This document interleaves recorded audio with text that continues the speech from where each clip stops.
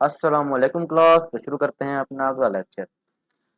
Well ये lecture थोड़ा late भी आ रहा है और थोड़ा सा छोटा लेक्चर भी होगा क्योंकि मेरे अपने चल रहे हैं पेपर ना, मेरे फुल वीक के पेपर चल रहे हैं तो मैं थोड़ा उनमें बिजी रहता हूँ। तो इतना खास यूट्यूब को टाइम नहीं दे पा रहा मैं। और एक तो मैंने ये लेक्चर पहले भी एक बार बनाया है, ये आप देख लो कि निशान वगैरह भी लगे पड़े हैं सारे। ये पहले जब मैंने बनाया था ये लेक्चर तो क्या हुआ, मैंने लेक्चर बना लिया था पूरा, लेकिन ना वो मेरा वीडियो नहीं आई। मतलब मेरी वीडियो आई थी, ये जो ये है ना, ये पीडीएफ ये नहीं आया था, ठीक है। फिर इसके चक्करों में मुझे दोबारा लेक्चर बनाना पड़ रहा है और मेरा काफ़ी सारा टाइम वेस्ट हो रहा है। खैर ये सब चलते रहते हैं, साथ में लेक्चर शुरू करते हैं अपना। तो इस लेक्चर में हम लोगों ने करना है base and derived physical quantities. मैंने आप लोगों को पहले बताया था फिजिकल क्वांटिटीज क्या होती हैं और नॉन फिजिकल क्वांटिटीज क्या होती हैं, आप लोगों को पता भी होगा क्या होती हैं, ठीक है ना। फिजिकल क्वांटिटीज जिनको हम टच कर सकते हैं, जिनको हम मेजर कर सकते हैं, ठीक है। जिनको किसी न किसी तरह से मेजर कर सकते हैं, ऐसा ऐसा नहीं है कि हम लोग काउंट कर सकते हैं, नहीं, किसी न किसी तरह से। जैसे अब आटा है ना, आटे के दानों को हम काउंट नहीं कर सकते, लेकिन हम कह सकते हैं कि आटा 1 केजी है, ठीक है। तो उसका जो मैस है वो एक फिजिकल क्वांटिटी है, ठीक है ना। इसी तरह वॉल्यूम, पानी, पानी की ज़रात को हम काउंट नहीं करते, लेकिन हम कहते हैं कि पानी 1 लीटर है, ठीक है। तो वो एक फिजिकल क्वांटिटी है। इसी तरह आप इमोशंस में आ जाते हैं, इमोशंस जो हैं वो एक नॉन फिजिकल क्वांटिटी में आते हैं, क्योंकि आप इमोशंस को किसी भी तरह से मेजर नहीं कर सकते। आप कहते हैं इमोशन ज़्यादा है, इमोशन कम है। मतलब मैं एग्जांपल देता हूँ कि मेरी वालदा को मुझसे प्यार है, बहुत बहुत ज़्यादा प्यार है। कितना प्यार है ये किसी को नहीं पता, बहुत ज़्यादा प्यार है बस, कम प्यार है, नहीं है प्यार, ठीक है। इनको हम काउंट नहीं कर सकते, सॉरी काउंट नहीं, काउंट तो हम उनको भी नहीं करते, फिजिकल क्वांटिटी को भी नहीं करते, लेकिन इनको हम मेजर नहीं कर सकते। मतलब किसी तरह से भी इनको मेजर करना पॉसिबल नहीं होता, वो होती है नॉन फिजिकल क्वांटिटीज। तो बेस और डिराइव्ड क्वांटिटीज क्या होती हैं? अब उन फिजिकल क्वांटिटीज में, ठीक है ना, कुछ क्वांटिटीज को साइंटिस्ट ने एज ए बेस यूज किया था। बेस किसी भी चीज की बेस क्या होती है? जो उसकी पहली पहली परत होती है, ठीक है ना, जिसको पूरी की पूरी बिल्डिंग, पूरी की पूरी कोई ना कोई कह सकते हैं कि पूरा का पूरा सिस्टम वो कर रहा होता है, स्टैंड कर रहा होता है, उसको हम कहते हैं बेस। और फिजिक्स की बेस है फिजिक्स की फिजिकल क्वांटिटीज, ठीक है ना, और वो है बेस फिजिकल क्वांटिटीज। और वो यहाँ पे साथ दी गई है, ठीक है। मैं एक बार पढ़ता हूँ इनको। Physics is a science of physical world where we interact with many different type of material and object. Physics एक physical world है, physical world की साइंस है, ठीक है ना। physical world का मतलब ऐसी वर्ल्ड जिसको हम छू सकते हैं, जिसमें हम बहुत सारी चीज़ों के साथ इंटरेक्ट करते हैं, बहुत सारी चीज़ों के साथ हम मिलते हैं, उनके साथ हम काम करते हैं, ठीक है। These objects are exposed in term of their measurable features known as physical quantities. In objects को हम उनके measurable features के तौर पर एक्सपोज करते हैं, ठीक है। जैसे कि हम लोग कहते हैं कि 1 किलो आटा। अब 1 किलो आटा, आटा एक ऑब्जेक्ट है, उसका मेजरेबल फीचर क्या है? केजी। तो हम उसके साथ उसको क्या होता है, हम देखते हैं, ठीक है। या फिर हम कहते हैं किसी को कि 1 किलो आटा है, तो हम कह रहे होते हैं, एक्सपोज कर रहे होते हैं उनको, जिसको हम length, breadth, thickness, mass, volume, density, temperature वगैरह, ठीक है ना। Out of these scientist have selected arbitrarily some quantities to play की रोल। ये सारी जो क्वांटिटीज हैं, ठीक है ना, इनमें से कुछ क्वांटिटीज को साइंटिस्ट ने एज ए की रोल परफॉर्म करने के लिए इस्तेमाल किया, ठीक है। They are called base quantities. All the quantities which can be described in term of one or more than one base quantities are called are called derived quantities, ठीक है। अब ये आगे derived quantities की डेफिनेशन आ गई है, ठीक है ना। इससे पहले मैं आप लोगों को बेस क्वांटिटीज की एग्जैक्ट डेफिनेशन बता देता हूँ, आप लोग लिख लो, याद कर लो, जो कर लो, ठीक है ना। बेस क्वांटिटीज क्या होती हैं? The quantities scientist set as a base, ठीक है। Quantities scientist set as a base to play की role are called base quantities, ठीक है। ये है उसकी डेफिनेशन। जो बहुत लाइक बच्चे हैं वो यही वाली एग्जैक्ट लिख लें, ठीक है ना। Scientist has selected arbitrarily some quantities to play की role, they are called base quantities, ठीक है। अब उसके बाद डिराइव क्वांटिटीज में हम लोग आते हैं। बेस क्वांटिटीज समझ आ गई होगी आप लोगों को, ठीक है ना। ऐसी क्वांटिटीज जिसको एज ए बेस यूज किया गया था, ये वैसे 7 होती हैं। 7 कौन कौन सी होती हैं? लेंथ, मैस, टाइम, ठीक है, 3 हो गई।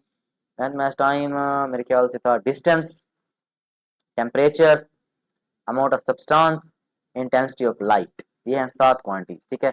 आप लोग इसको लिखो, लो जो कर लो, वीडियो को दोबारा देख के लिख लेना।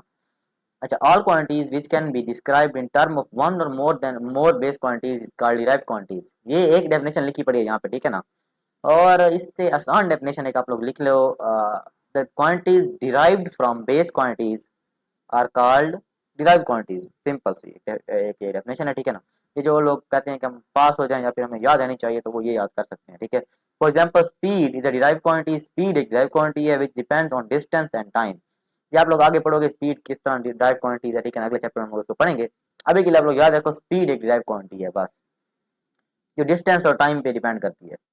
आगे हम लोग जाते हैं measurement of the physical quantities. बस ये हमारा लास्ट टॉपिक है, ठीक है।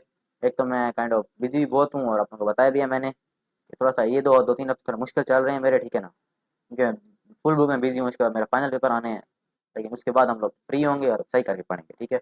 अच्छा, measurement of the physical quantities. अब फिजिकल क्वांटिटीज को हम मेजर कैसे करते हैं, ठीक है ना। अब ये मेजरमेंट के तरीके यहाँ पे बताए जाएंगे, जिन जिन इंस्ट्रूमेंट को हम यूज करेंगे वो बताया जाएगा, कौन कौन से इंस्ट्रूमेंट हम फिजिकल क्वांटिटीज को मेजर करने के लिए यूज कर रहे होते हैं, ठीक है। उनको हम कैसे इस्तेमाल करते हैं, वो इंस्ट्रूमेंट कौन कौन से होते हैं, सब कुछ बताया जाएगा, ठीक है। तो measurement of the physical quantities. Measurement is the process of comparison of an unknown quantity with a widely accepted standard quantity. ठीक है, अब इसका क्या मतलब है। मेजरमेंट ना, आप लोग कहते हो कि मैंने मेजर किया, जैसे कि मेरी बुक है, ठीक है ना, बुक आप लोग स्केल वगैरह से मेजर कर ले हो तो ठीक है। तो मेरी बुक की जो लेंथ है मैंने अपने स्केल से मेजर की, वो होती है 10 सेंटीमीटर, ठीक है। अब मुझे कैसे पता चला कि मेरी बुक की लेंथ 10 सेंटीमीटर है। मेरे पास वो एक स्टैंडर्ड वाइडली एक्सेप्टेड स्केल था, ठीक है ना। क्योंकि अगर मैं स्केल रखता हूँ, ठीक है, और मेजर करता हूँ, सारे लोग कहेंगे कि हाँ यार मेजरमेंट सही है, क्योंकि स्केल से मेजरमेंट हुई पड़ी है। और सारे लोग क्यों कहेंगे, क्योंकि एक वाइडली एक्सेप्टेड कंट्री है। वाइडली एक्सेप्टेड का मतलब होता है इसको हर कोई माने, ठीक है ना। ऐसा नहीं है कि आप स्केल से मेजर करते हो, लोग कोई कह देंगे नहीं यार ये गलत हुआ पड़ा है, ठीक है, मेरे वाले स्केल से करो। ऐसा नहीं होता, सबके स्केल सेम होते हैं, करीबन सेम होते हैं। पाकिस्तान में तो सेम नहीं भी होते और लो क्वालिटी के स्केल आते हैं यार। अच्छा, बस इसकी डेफिनेशन याद रखनी है आप लोगों ने, ठीक है ना। Measurement is the process of comparison of an unknown quantity with a widely accepted standard quantity, ठीक है, जैसी डेफिनेशन है। आगे हम चलते हैं। In early days people used to measure length using hand और आर्म, फुट और स्टेप्स, ठीक है। पहले दिनों में ना जो लोग थे वो अपने हाथों से और अपने बाजुओं से, अपने पैरों से और अपने कदमों से लेंथ को मेजर करते थे, ठीक है ना। जो कि इन दिस मेजरमेंट में रिजल्ट इन कंफ्यूजन, ये मेजरमेंट कंफ्यूजन कर सकती है, तैयार कर सकती है, ठीक है ना।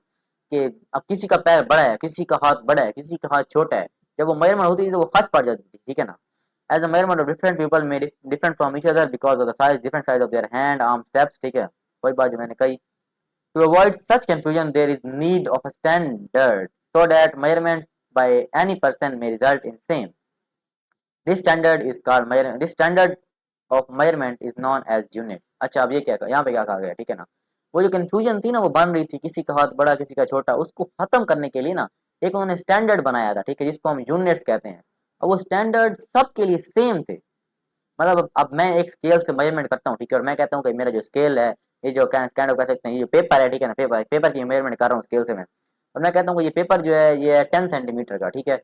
और आप आते हो, आप अपने वाला स्केल लेके आते हो, उससे मेजरमेंट करते हो, और आप भी कहोगे कि वो 10 सेंटीमीटर है, क्योंकि वो स्केल क्या थे, स्केल एक स्टैंडर्ड यूनिट के तौर पे चल रहे थे, ठीक है ना। वो स्केल हमारे लिए एक स्टैंडर्ड यूनिट था। उसी को बनाने के लिए, उसी मतलब वो कंफ्यूजन वगैरह जो पहले बन रही थी उसको दूर करने के लिए ये स्टैंडर्ड यूनिट बने थे हमारे, ठीक है। A measurement consists of two parts, number and a unit. अब जब भी हम मेजर करेंगे ना तो वो दो पार्ट से मेजर करेंगे, एक नंबर होगा एक यूनिट होगा, ठीक है। Measurement without unit is meaningless. Measurement unit के बगैर मीनिंगलेस होती है, ठीक है। क्यों मीनिंगलेस होती है। अब आप दुकान पे गए, ठीक है ना, दुकान पे जाके अपने भाई को कहा कि भाई 2 किलो दो, वो 2 किलो क्या देगा फिर, ठीक है। तो आप लोग उसे कहोगे कि यार सॉरी 2 किलो नहीं, आप लोग कह दो कि भाई दो दो, हाँ मुझे दो दो, वो दो कहेगा क्या दो दो।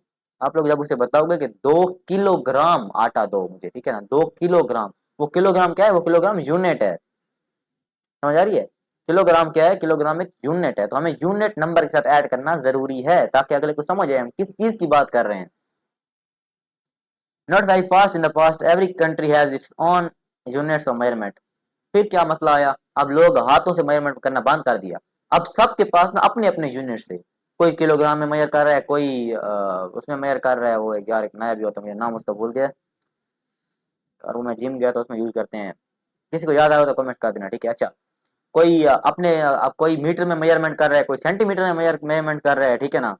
कोई किस में मेजरमेंट कर रहा है, हर कंट्री अपने अपने यूनिट लेके फिर रहा था, ठीक है। तो इसमें क्या मसला बन रहा था, उसमें मसला ये बन रहा था कि मेरा जो 1 किलोग्राम है, ठीक है ना, वो दूसरे वाली कंट्री के 1 किलोग्राम से ज्यादा हो जाएगा, ठीक है, क्योंकि उस कंट्री के पास अपना 1 किलोग्राम है, मेरे पास अपना 1 किलोग्राम है। तो वो खर्च पड़ रही थी, उनको समझ नहीं आ रही थी, ठीक है। क्योंकि अब मिसाल के तौर पर मैंने कंट्री में ना, मेरा एक शिप जा रहा है कंट्री से, ठीक है ना, शिप में कंट्री कंट्री से इंटरनेशनल ट्रैवल शिप से हो रहा है, ठीक है ना, ट्रेड, ठीक है। तो मैंने ऐसे कह लो कि 10 लाख किलोग्राम ऑयल का शिप भेजा, ठीक है। अब अमेरिका वालों के पास गया, उन्होंने मेजरमेंट की, उनके पास निकला 10,000 किलोग्राम, मैं कह रहा हूँ मैंने 10 लाख भेजा, तो क्या मसला आ रहा था कि उनका किलोग्राम मेरे वाले किलोग्राम से ज्यादा था। तो इस तरह उस कंफ्यूजन को कम करने के लिए, problem were face when people different countries exchange information, problem बन रही थी जब दूसरे लोग एक दूसरे का इन्फॉर्मेशन एक्सचेंज कर रहे थे, ठीक है ना, और ट्रेड विद अदर कंट्रीज, दूसरे कंट्री का ट्रेड कर रहे थे यूजिंग यूजिंग डिफरेंट यूनिट्स, ठीक है। Eventually people got the idea of standardising the unit of measurement. फिर लोगों को दिमाग में आया कि हम एक ऐसा स्टैंडर्ड यूनिट बनाते हैं जिसको हर कोई एक्सेप्ट करेगा, use by all country for efficient work, working on the growth of mutual trade the business and share information. फिर एक स्टैंडर्ड यूनिट बने थे, ठीक है ना, जिसको हर कोई मान रहा था, जिसको हम कहते हैं SI यूनिट। अब मैं इंटरनेशनल सिस्टम ऑफ यूनिट मैंने पहले पढ़ाया था, लेकिन मैं आज नहीं पढ़ा रहा, ठीक है, मैं थोड़ा कम ही आज पढ़ा रहा हूँ, क्योंकि एक तो मैं बोर भी हो गया हूँ और मेरा मूड भी नहीं कर रहा पढ़ाने का, ठीक है ना। उसकी वजह ये भी है कि यार बंदा जब एक बार पहले पढ़ा चुका हो ना एक सेम चीज़ को, उसको दोबारा पढ़ाने का दिल नहीं करता, वो फन खत्म हो जाता है, ठीक है। मिलते हैं अगले लेक्चर में, आज के लिए हाफिज़।